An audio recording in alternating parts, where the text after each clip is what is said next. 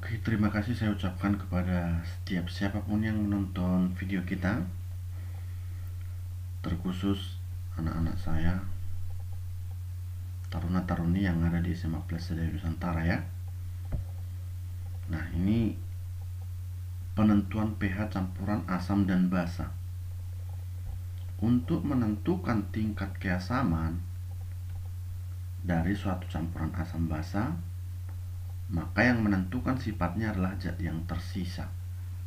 Artinya kalau yang tersisa asam berarti sifatnya asam. Jika yang tersisa basa berarti sifatnya basa.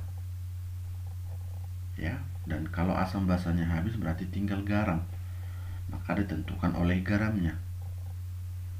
Jadi oleh sebab itu nanti ada 3 hal yang kita perlukan untuk menentukan pH ketika asam dan basa dicampur. Nah, yang pertama, jika asam lemah atau basa lemah yang tersisa berarti penyangga atau buffer atau dapar ya. Kalau yang tersisa garam berarti hidrolisis garam. Ya, kemudian jika yang tersisa asam kuat berarti pH-nya asam atau pH di bawah 7. Kalau tersisa basa berarti pH di atas 7. Nah, kira-kira seperti itulah untuk menentukan campuran suatu asam basa. Nah, supaya lebih jelas kita coba lihat soal yang pertama. Nilai pH larutan yang diperoleh dengan mencampurkan 50 ml HNO3 0,2 molar dan 50 ml KOH 0,2 molar adalah 2, 5, 7, 10, 13. Nah, jadi setiap kita membuat reaksi asam basa untuk menentukan pH-nya, maka kita buat dulu mula-mula bereaksi sisa. Oke. Mula-mula berarti kita kalikan volume dengan molarnya. Nah, yang pertama asam nitratnya 50 kali 0,2 10 mmol. KOH 50 kali 0,2 juga 10 mmol. Itulah masing-masing mula-mula. Nah, kemudian reaksinya kan HNO3 tambah KOH membentuk KNO3 tambah H2O. Nah, reaksi ini tidak perlu kita setarakan karena semuanya valensi 1, jadi udah setara. Kita masukkan mula-mula 10, 10. Berarti 10 dibagi koefisiennya 1, 10 bagi koefisiennya 1 sama-sama 10. Berarti artinya dua-duanya habis bereaksi antara asam dan basa. Tinggallah garamnya kalium nitrat. Nah, jadi kalau kita perhatikan, asamnya adalah asam kuat, basanya adalah basa kuat. Nah, ketika bereaksi dan habis dua-duanya, yang tersisa garam, artinya reaksi ini tidak mengalami hidrolisis. Kalau tidak mengalami hidrolisis yang berasal dari asam kuat dan basa kuat, pastikan pH-nya sama dengan 7. Berarti jawabannya adalah C, 7 ya. Nah, itu untuk soal yang pertama. Nah, kemudian saya buat ini soalnya hampir sama, hanya saja angkanya saya ganti supaya kita bisa membedakan yang mana penyangga, yang mana hidrolisis atau yang lain. Nah, yang kedua, asam nitrat juga dengan KOH, bedanya nanti di KOH-nya jadi 0,4 molar.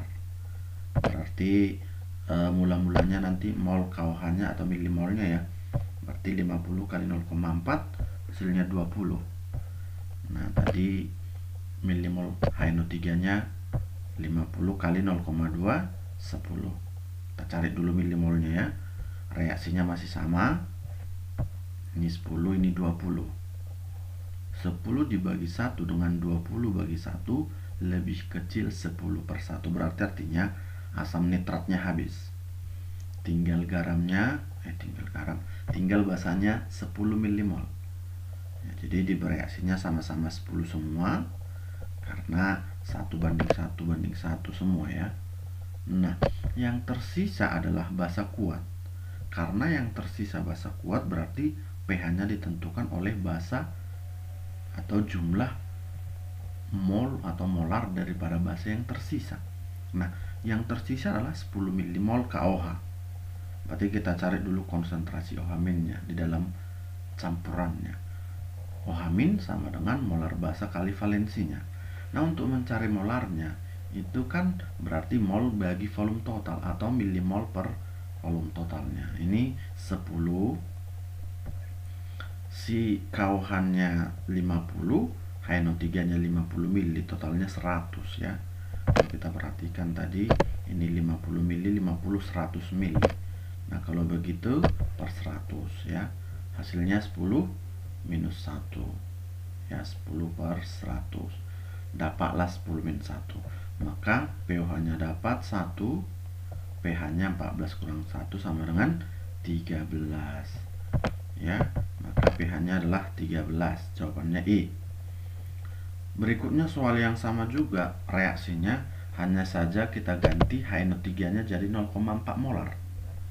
Nah ini 50 kali 0,4 20, KOH nya 50 kali 0,2 10. Nah sama bentuknya seperti yang tadi, cuma yang tersisa adalah asam nitratnya. Kalau asam nitrat berarti asam kuat tersisa, maka pH nya ditentukan oleh H+ dari asamnya.